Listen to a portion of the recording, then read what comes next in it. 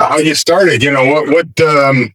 What brought you into the rooms? Maybe your last use or something, and what have you been doing since? And how has your life changed since you've found this beautiful gift called Alcoholics Anonymous? Mm. So we'll start from the beginning. So, where are you from? Right outside Boston, Massachusetts. Oh. A beautiful city called Lynn, Massachusetts. Lynn. Mm. Yeah, Lynn, the city of sin.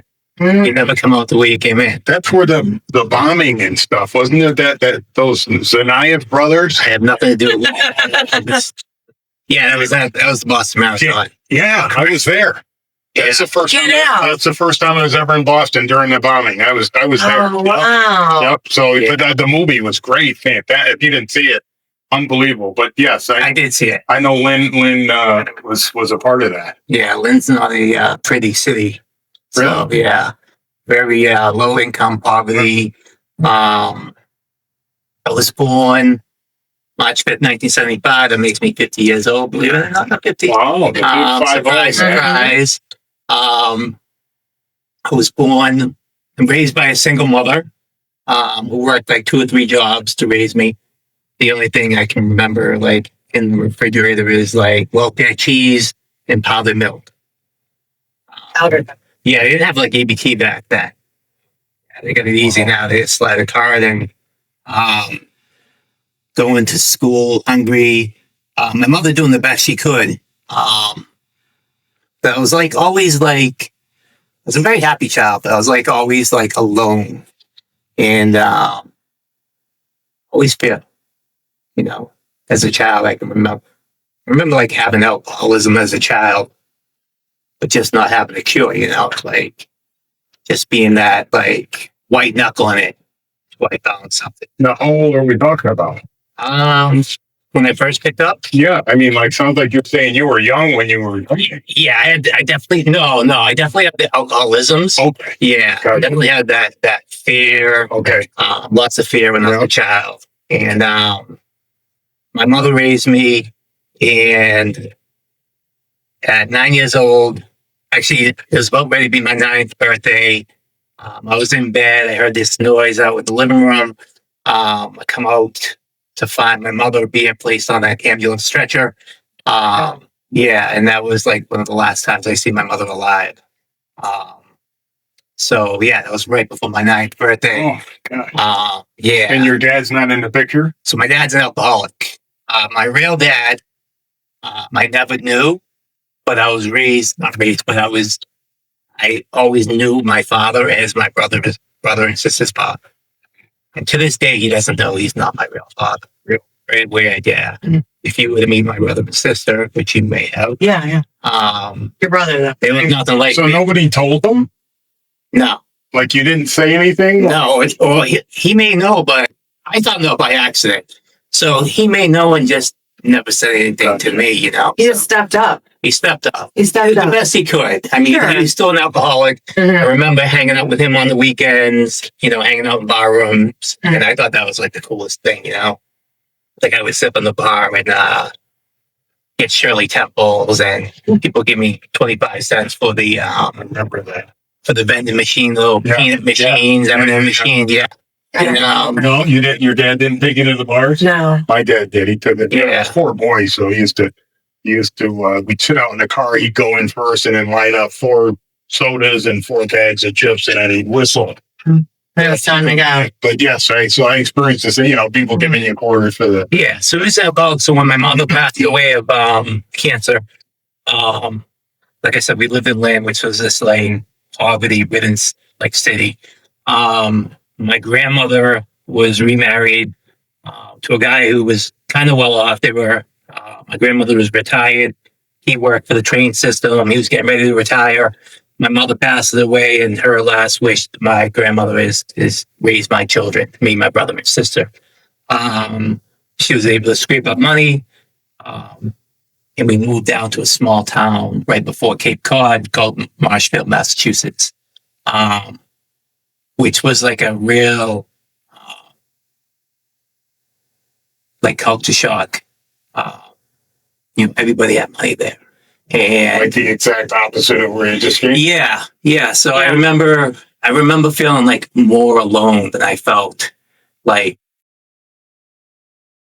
for that. And I'd always try to do everything to fit in. If someone was wearing a, rap shirt, I would wear a rap shirt.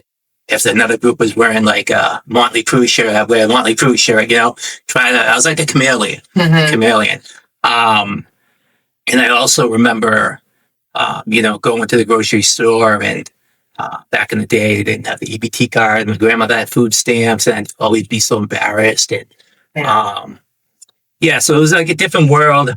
So now, for the first time, you're trying to fit in. Whereas before, living in Lynn, it was everybody's the same. Almost like like guys. You gotten used to it. Yeah. So now you move to an upscale place, and now you feel even more alone, I would guess. Absolutely. I had that feeling up until I got sober. Like there's everybody else, and then there's me. And I'm sure we all totally relate to that. Yep. We're all not in our. Sometimes even now. Yeah, still, I do believe it's something that's within us. Yeah. They say a lot of things that happen as children, it's hard to forget it, right? And it's like always in there a little bit. And so Yeah. So I was just like looking for something, and we lived in a house that had a full bar downstairs. My grandma had stock, and she had this mix. Like I like sweet things, and it was called whiskey sour mix.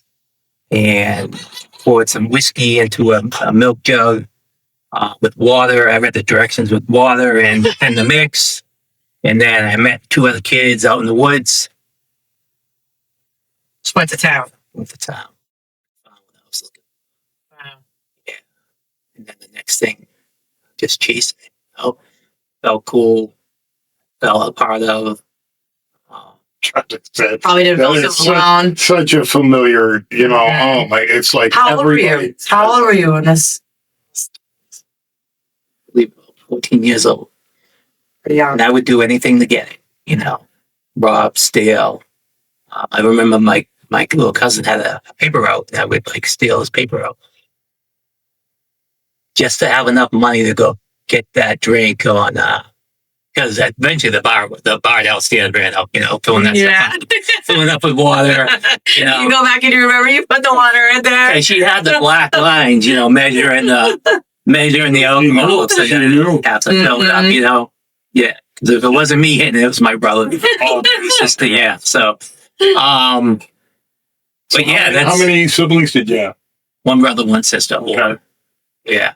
Are they dabbling with you, or you're just no? They're doing their own things. They're actually my brother's struggling up until recently with addiction, which was so far-fetched. So this is a guy who put himself through college, got his master's degree, paid for it all, worked hard all his life, never had a problem.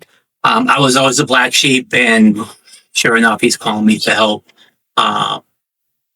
This past year, yeah.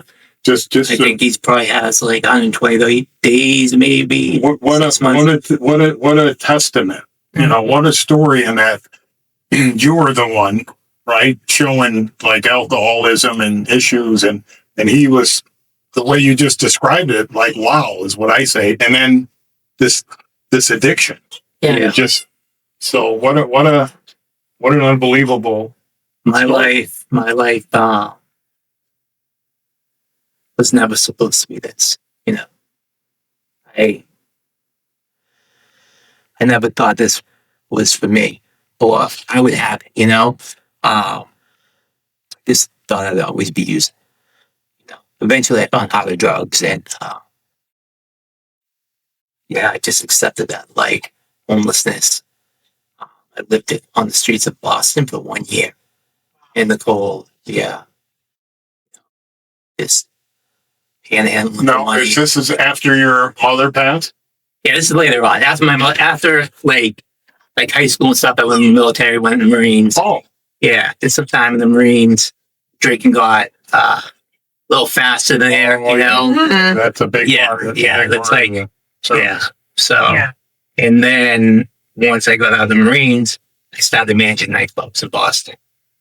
I started as a doorman, but eventually, Learning time, you must. yeah, my dreams was to be a Boston cop, and like, I feel like I just flushed it all away, with just partying and yeah. So Time flies. yeah, my last place I managed was a strip club in Boston.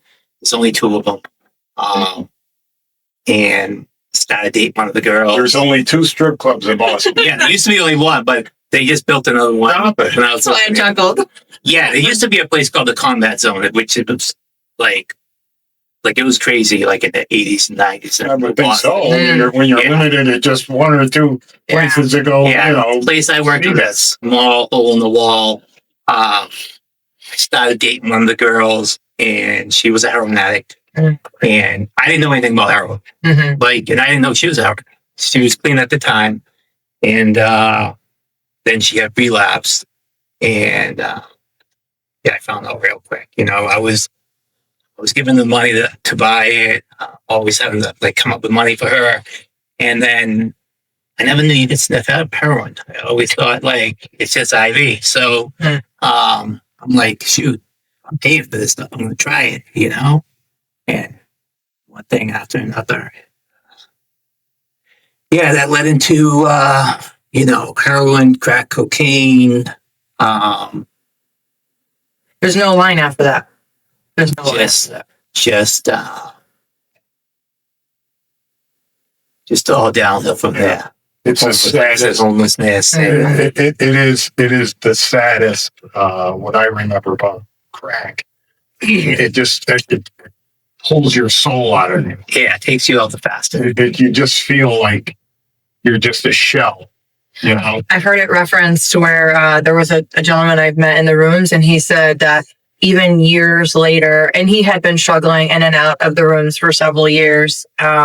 And for the sake of being anonymous, I'll keep his name anonymous. But he said even several years later that he struggled because he felt like it just called him, and that he just felt like no matter how much time he got sober, that the one thing he struggled with was this calling, that it called him back to those times. And I remember getting, you know, the chills hearing that, because I can't imagine something so gravitating that can pull you back like that. Yeah, and I think the one saving factor with me is I always had a belief in God. You know, I always talked to God throughout my life, which is kind of crazy because you know, I lost my mother at so young, and I remember we were assigned like a priest, and he took me and my cousin down to the chapel in the hospital, and he was like, I want you guys to pray that, you know, the dies, you know. And it's like, you know, This is I'm confusing. not going to do that, you know, but I know now he just want, you know, like for her to be out of the misery. Yeah. The relief. Not hurting anymore. Yeah. So that kind of led into some confusion. Mhm.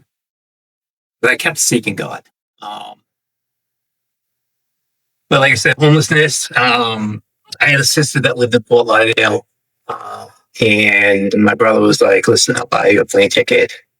Let's go down there, get sober. Mm. We'll try to get sober. I knew nothing about AA. I didn't come down here for AA. I knew nothing about clubhouses or, you know, AA rooms. In Boston, like, and I didn't even know about AA then. In Boston, like, it's in a church basement. Like one meeting. Like on the TV shows. Yeah, like one meeting Yeah. every night. Not there's 52 meetings a week and stuff. And Yeah, Florida's another scene when it comes to sobriety. There's really nothing else like it. It is literally the recovery capital of the nation. You're not going to see it anywhere else. it's such a blessing that Mhm. all the meetings that we have down here. For sure. Yeah. No excuse if you want to get help. That's right. Yeah. So I remember one of my best friends moved down, and this is like still I didn't know about clubhouse or anything again. Like he kept on talking about going to the clubhouse, and like I thought he doing like a motorcycle gang or something, because he kept on like saying, "Oh, I'm gonna go hang at the clubhouse," and like I didn't know what he's talking about. And then finally, you know, I figured it out. And that was the 12 step ups. That's where my journey started at the 12 steps. A lot of memories there. A lot of memories there. I didn't stay sober. Went through a lot of methadone clinics down here and doing that,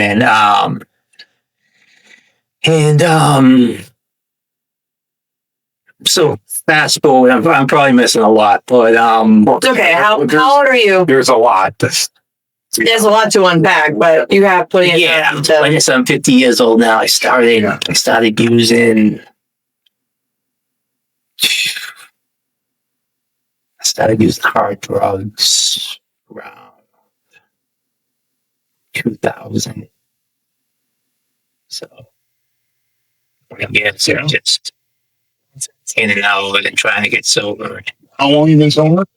10 years. Right now, 10 years? 10 years. March 5th, 2015. Yeah. Never thought that would be. Sure. Yeah. Yeah. Sure. It's actually my birthday, too. Well, no way. Yeah, that's the same day. No, I got sober on my birthday. Oh, you did? It's not my birthday today, but it's like something else. So that's pretty cool. You're never gonna forget your sobriety date. Yeah. Yeah. Yeah. I remember the night before I got sober on the night before my birthday.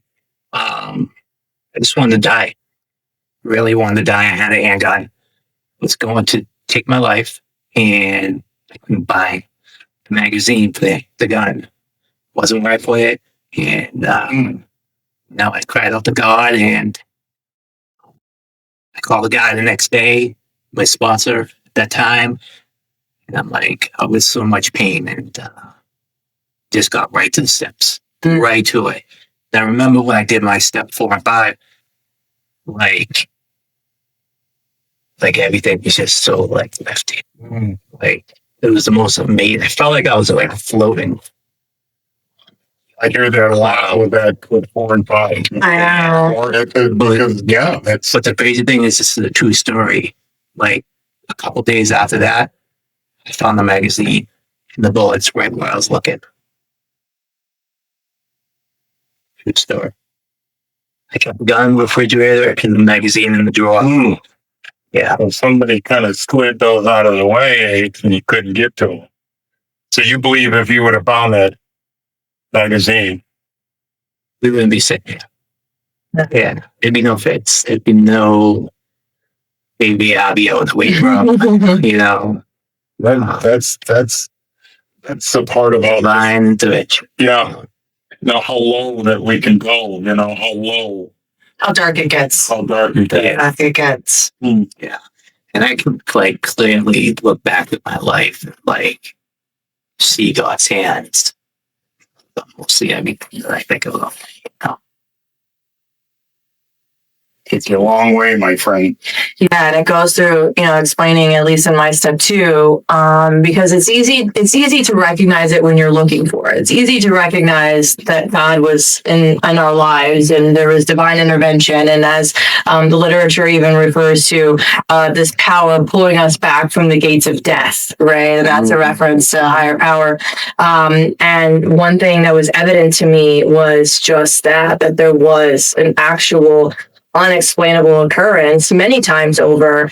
I was going through my step 2 and my sponsor said, well, is there any time in your life that you can explain that you can't explain? And I'm like, well, actually, now that we're talking about it, yeah, there's a lot of times that are like that. Like, let's start with that. I was in my bathroom dying and my dad did not have the location of where I was. Yeah, I never gave him the address because Fitz, I was ready to die. I was okay with that. In fact, I thought the world is probably better off without me. And suddenly, you wake up, you pass out, you do your choice of what you're doing that day, and then you pass out again. And really what you're doing is you're ODing slowly. And at some point when I came to, I just remember hearing my dad pounding on the door.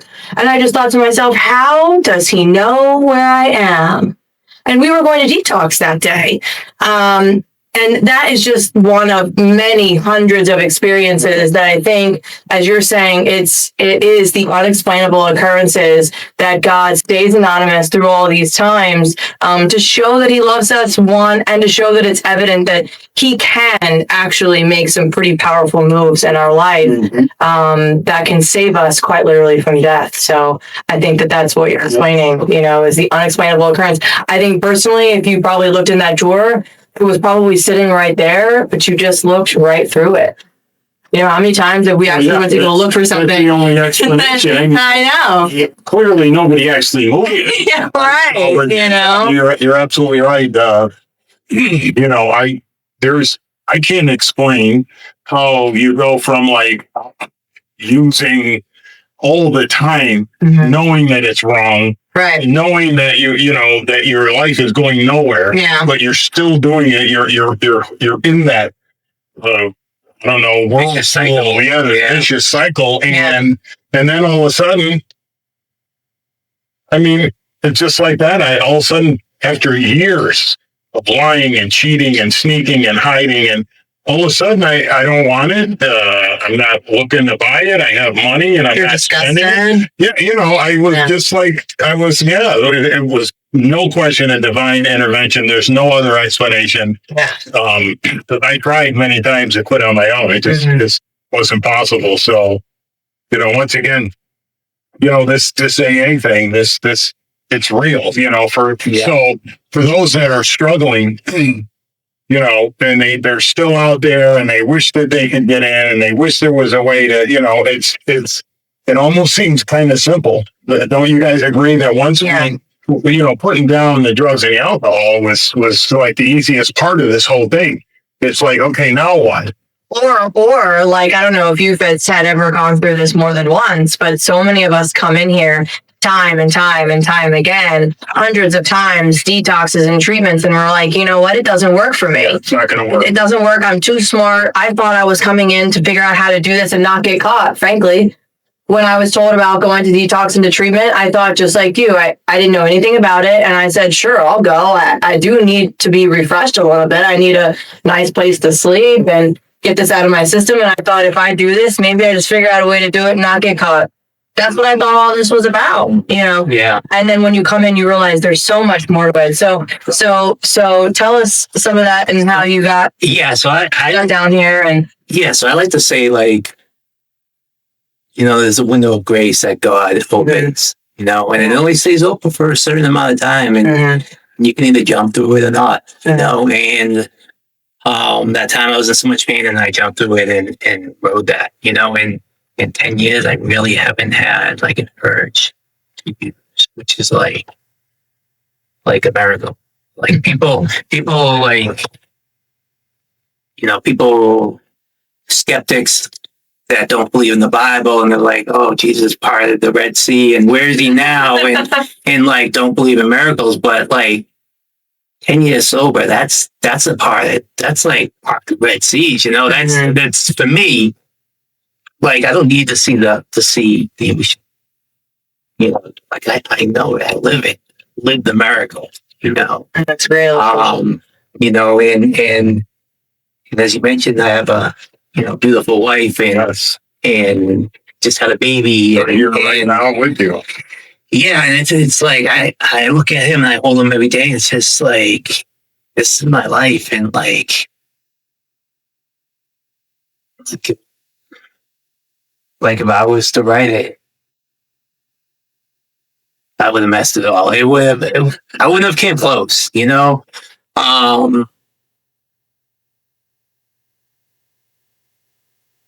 What do you think are some of the hardest lessons that you've had to encounter since you've been sober? Because a lot of people, I think we face so many challenges in life, and we think, between breakups and loss and struggles, losing our jobs, sometimes getting promoted, sometimes there's so much pressure. And we think this is the reason that a lot of people, quote unquote, relapse or revert back to their old ways. What are some of the challenges that you faced during some of your sobriety time? So really, I feel like I had a pretty easy sobriety. But I will tell you, had a lot of friends, as we all pass away Yeah. from this. So I would want to distance myself from a people in those a lot of friends, as we all pass away Yeah. from this, and so I would want to like distance myself from a people in there was a period in my life like I didn't want to get close to people in AA because they were just dying, you know. But as far as like really struggles, like when I say it, I just have this like deep faith and when I say that, it's not lip service. It's really not like while sober, 8 years sober, you know, I had some records of the past come up that I did in early sobriety and had to put fed to prison for it. Went to prison sober. Went to prison sober, 8 years sober. And I still didn't have an urge to use. Like I just gave it to God. You know, I was looking at 7 years, looking at 7 years in prison. And like I said, I just gave it to God. Probably about 50 people, you were one of them, showed up to the courthouse. And, you know, I'm expecting to go away for at least 3 years. And in my heart, like I'm good with that. And I just want to say, for the record, Fitz, I do remember that time. And aside from you showing up in people's life, it was a true testament, Roland, to walk in that courthouse before we even sat down and see all the, like, you ever think to yourself, like, when I die, who's going to show up to my funeral? I think about stuff like that, right? And it was sort of like this, right? It's not a funeral, but it's, you know, people are showing up for you. And I was so impressed of how many people, Fitz, showed up on like one of the worst days. Yeah, drove down to Miami. To give you hope and encouragement and strength and, you know, that you could get through this and that they were all ready to stand literally on the firing line in front of the judge and give a testament to Fitz's character. You know, and that's so often in the room. Yeah, that speaks to me for itself, right? I mean, I know he's talking a lot today, but Fitz is a man of few words. Even when I first met him, I was going to ask how you guys met. Yeah. 2 espressos before I get ready. Yeah. But let me just finish that. I'll circle back. I'll let Fitz tell you that story. And just to see how many people were there and to hear all of the beautiful things that they had to say about this man. And yes, I've known Fitz for a long time. Even at this point, I had known you for a long time.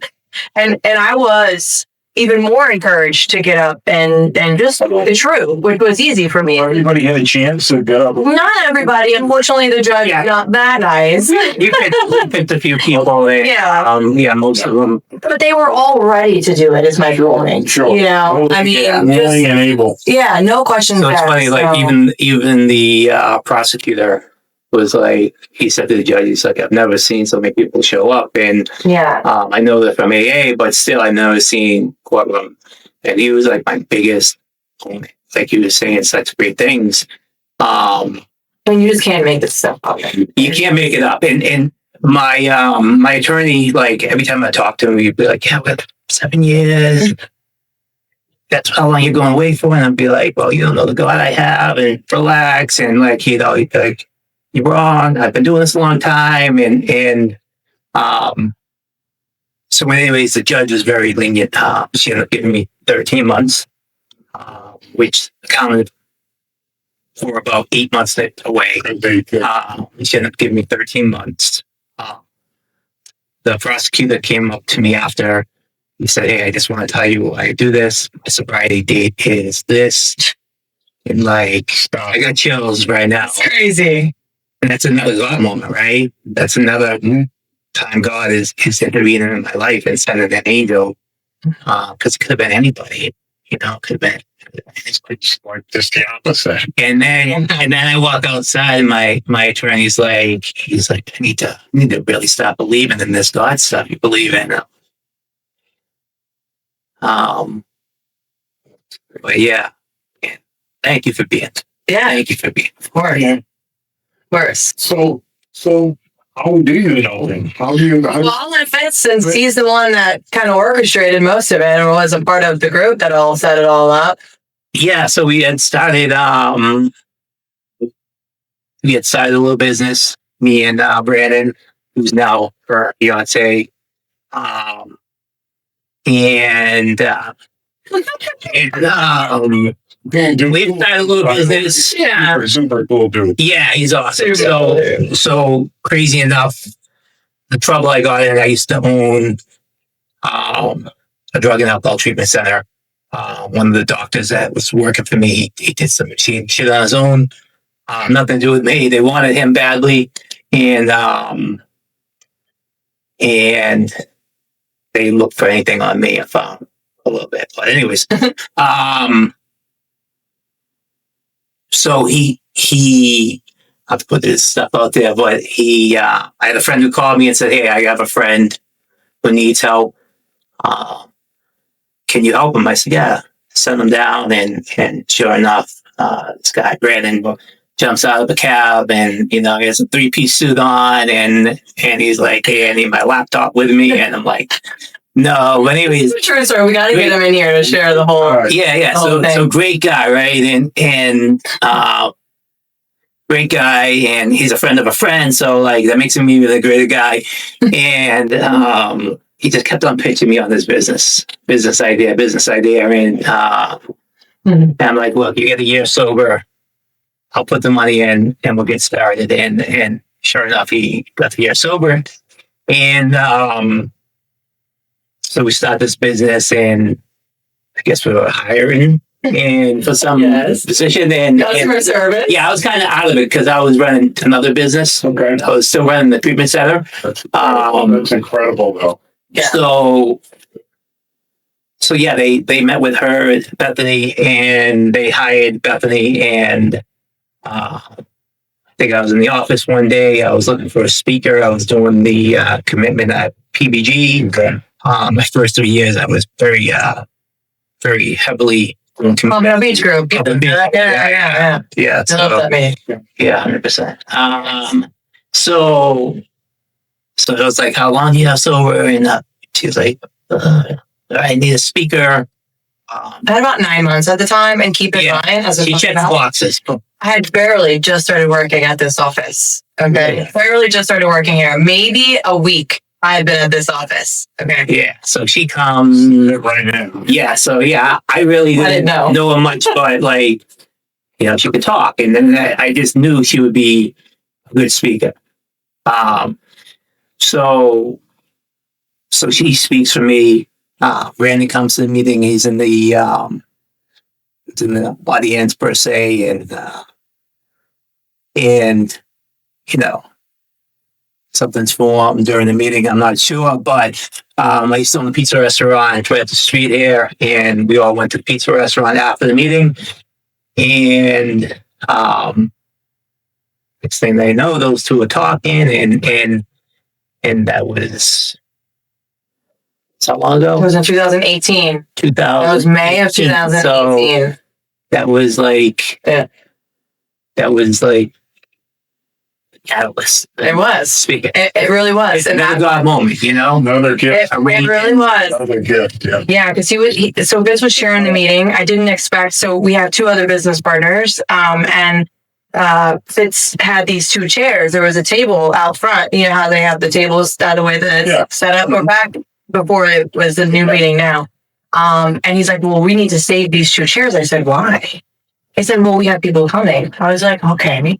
Brandon made me very nervous. I don't know why it ever was that way. I was always very nervous whenever he would walk in the room. Plus, at some level, he was my boss, right? Not directly, but he was still one of the owners.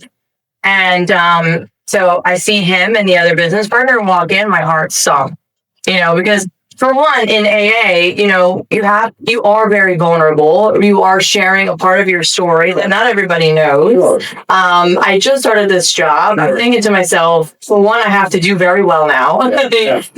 Two, I can't just say anything. and I can't just say anything because then what if they judge me? Right. I don't know all of their stories yet. I don't know what a pillar Fitz is in the AA community. I mean, he's chairing the meeting, but what if they say, you know what, we're just not interested. You say pressure. Yeah. So there was a lot of pressure there, and then even after that, I was able to go back to the office, and even still, Fitz was just always like there, but a man of few words. So it was kind of intimidating because to be honest with you, Fitz, I didn't think that you liked me for a long time. Really? Yeah, because he was just very. Again, like very direct, and if he said a couple of words, it was, meant, and that was it, and so I used to always ask another partner that we had at the time, I'd be like, do you think that Fitz likes me? Like, am I doing good here, And he said, if he doesn't address you, then that's a good sign. I'm like, okay, so that was very uneasy for a little while. That's amazing to me. That this, the story that going from, Lynn, and the struggles and the drugs and alcohol and the loss and that feeling like we're never going to have anything, or, it's always going to be like this. And as you mentioned, that feeling like, okay, this is just the way it is. I just am what I am. Yeah. I'm going to stop fighting it. I'm a drug addict. Blah, blah, blah. I remember having that conversation. This is just the way it is. Yeah. And I'm like talking to myself, sort of. I'm like, dude, what are you saying? It sounds like you're saying you're giving up or something. I'm like, well, I can obviously, it was, I couldn't even buy drugs because I looked like I had my shit together. So the drug dealers wouldn't even sell it. They thought, stop. They don't know. I'm like, no, I'm not. Yeah. I wasn't that. I'll show you. Yeah. Give me a hit. And I'll show you, Yeah. So on one hand, I felt like this is a little loser. On the other hand, apparently I looked like I had my shit together, right? So, but just listening, I think is so great, that you would come in here and share that. Okay, first of all, because there's a lot of people right now just struggling, like, I'm never going to have anything. My life's been a piece of crap up to this point. What's going to change? And here you are. Now you're talking about being a business owner, a child, a wife, and assume a nice home. So it's never over, right? It's never over. There's hope. There's a way. There is a way. Yeah. But we have to. The first thing, obviously, that we have to do, and I like on your birthday, the first thing you have to do is you got to put it down, okay? Because it's like you can't go anywhere until you put that down. That's the first thing. Yeah. And then if you'll do that, and you'll get yourself a sponsor, and you'll work these steps, I guarantee you won't go back there. Rarely have we seen a person fail who's thoroughly followed a path, right? I mean, you could even say, rarely have we seen a person succeed that hasn't, right? So we just can't do it on our own. It's just not on this thing. This is cunning, baffling, and powerful. It just really doesn't describe it. This thing is a nasty monster that will just tear your life apart, and it'll tear your soul from you. Okay, and it'll get to the point where you feel like it's normal to sleep in a car and be homeless. Yep. It's normal to say, I don't have anything, I'm never going to have anything. That becomes normal. It's normal, and you almost become accepting to it. Well, that's what I mean. Yeah. That's why I love like Bethany and Brandon, because like Bethany always sends me pictures of her son, their son Hudson, and I get to like witness like that miracle. You know what I'm saying? Like watching him get sober and her pretty much get sober and fight what she fought and just see God in that.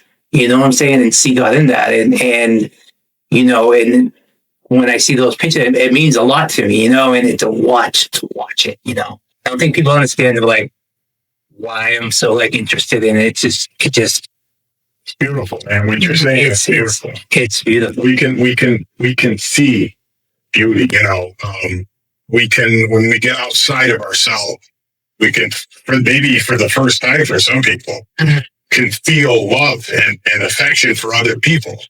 It has nothing to do with, it's not somebody. So it sounds like what you're saying is I have the right person sit next to me. You do. Really? Because I felt that too,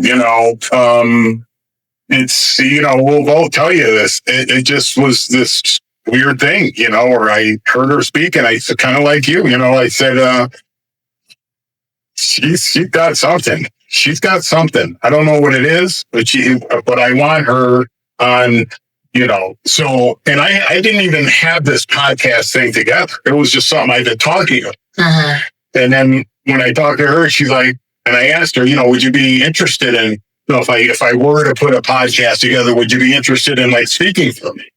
And she's like, I can't believe you just said that. I've been thinking about doing something like this for so long, like her eyes just lit up. Yeah.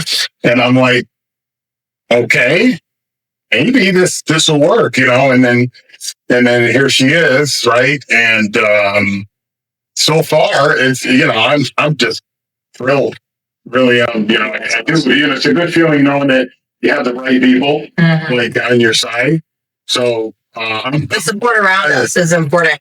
And see, because you bring with you this awesome fiance of yours, and your talent, and people, and he knows people, and people, and Fitz knows people. And then next time we're gonna have Fitz and friends. Right. Friend. Yeah. We want to just so we want to keep this thing rolling. We don't know exactly what the hell we're doing. At least on my own podcast. Shut it up. No, we can do that. You just stick close. We can all help each other, I think. Absolutely. So, Yeah. So I'm very grateful, man. Very grateful that you brought this young man in to tell the story. Yeah. Real quick before we close, a couple of things, because I know that Novak is going to be joining us here in just a short bit. Got so with him. Yeah. So when I told Fitz that Novak would be joining us, he was like, "Wow." He was like, "I knew that you would know Novak. Everybody pretty much knows Novak as far as that goes." But he says, "Actually, we share a history. They got sober together." Really? Yeah. You should have had him. We should have had. Well, we will. One day, right? Yeah. Yeah. We got another mic. When I say together, like in Palm Beach group, we were, Yeah. It's funny because I had that meeting that I chaired and with speakers, and he would always ask me to speak, and I was like, Yeah.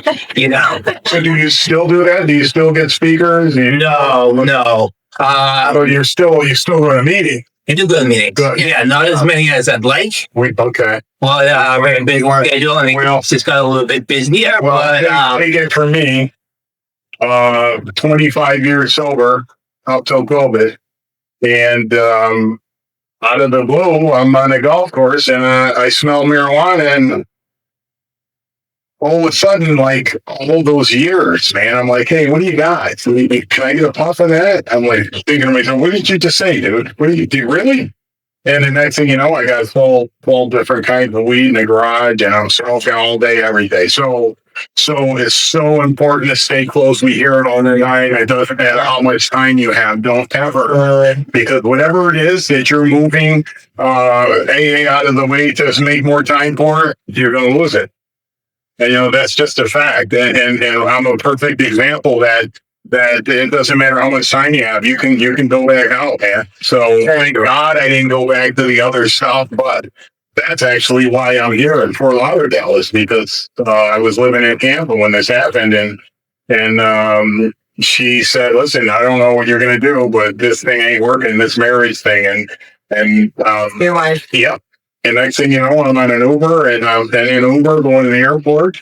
I called for help. They sent me an Uber, put me on a plane, and I landed here. And it's been now like almost 20 months, something like that. So yeah. Up on 2 years. Yep. So yeah, man, I don't have any more reservations. She saved your life. Oh, my wife? Yes. I guess you could look at it that way. I actually don't see it like that, but maybe with time, Yeah. I'll be able to see, but Very important how you It feel. happened. She's not one of us, but it happened the way it was supposed to happen. You know, that I do know. Secrets care. Yeah. Yeah. You know, and I'm not gonna lie, I was first of all, I'm depressed, right? Because I picked up again. Mm-hmm. And now there's the fear sets in, which I think she's gonna leave me. And so when you mix depression with a relapse, with the fear of maybe you're gonna lose everything, I was in trouble, man. I was in trouble. And I hadn't felt that trouble in a long, long time. So yeah, I'm sure to her I look like this. Who the hell was that guy? That's not the person I married, right? I was, and the thing is, she changed also. So it's like we just went like this, boom. Mm-hmm. So it's not. I don't have any. I'm not mad. I don't have any. No feelings of anger or resentments or anything like that. I honestly, at first it was tough, I'm not gonna lie, but it's normal, right? But I do see it now. I see the bigger picture, and that we both have a new opportunity, Right where you need to be. Yeah, thank you. I believe that to be 100%. So I always like to close on just a couple of things. One, to thank you for coming. Your time is valuable, as you and I probably now. Yeah, about time. So I should be at work, so I'm gonna get lost. So I appreciate you sharing your time, and thank your wife. And I'll make sure Big shout out to my wife Ashley and baby Avi. Yes, baby Avi, for just entering the world. Yes. Good bees. I always like to see, if you could leave the listeners with one thing, just one, from all your years on this earth and your time in sobriety, what would be the one thing you'd like to leave with anybody that might be listening?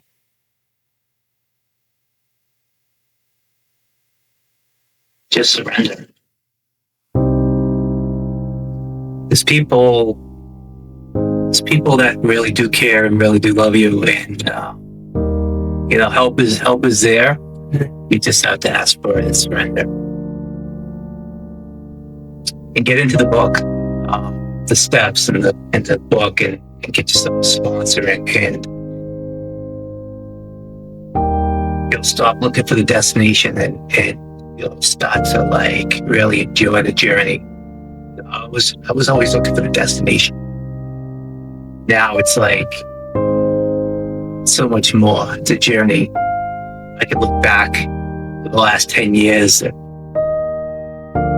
all the happy, beautiful things and hard times too.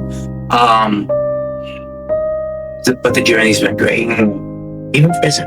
It's I learned something there, and I was the happiest person. And like they say in the big book, and there's one that has all power, that one is God. And you find them now. Seek. And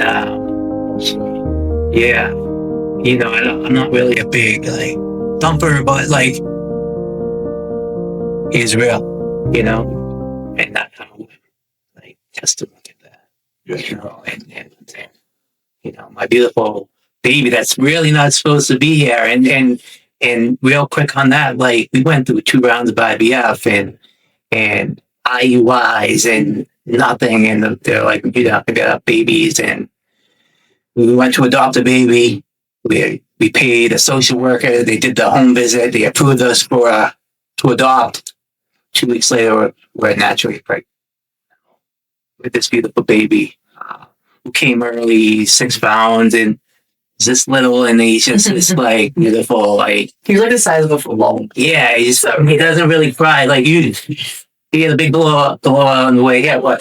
I haven't heard a beat from him. Yeah. He doesn't cry. I'm change my diaper, man. Give me something to eat, and I won't give you a hard time. Yeah, but he's such a blessing and a miracle, and God is real. If you don't believe, just believe. I believe. I know it's stripe and it's sad, but man,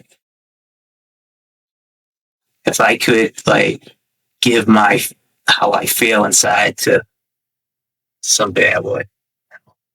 Pretty bro. Yeah, bro. Well, brother, thank you, man. Yeah. Any more questions? Awesome. No, I mean, Nailed it. we'll Nailed it. Yeah. yeah, we'll Yeah, I got comedy too. So. You know what? So at some point we'll be dabbling with everything. It won't just be recovery. When you get all stuff in here, I got a golf pro that wants to come in and share some of his stories, and eventually we get the screen up. There's some stuff, and there's some things. Yeah. I have a couple people in mind. Yeah. Try to help you with. Well, just let us know, and definitely. Yeah. Great. Really, yeah. Fridays seem to be our days. So so I like it. I do too, especially if we can make it feel like that, and we can move things around. And we're always looking for talent, man. Some people that don't want to share the show. It is. Yes. Get me back. All right.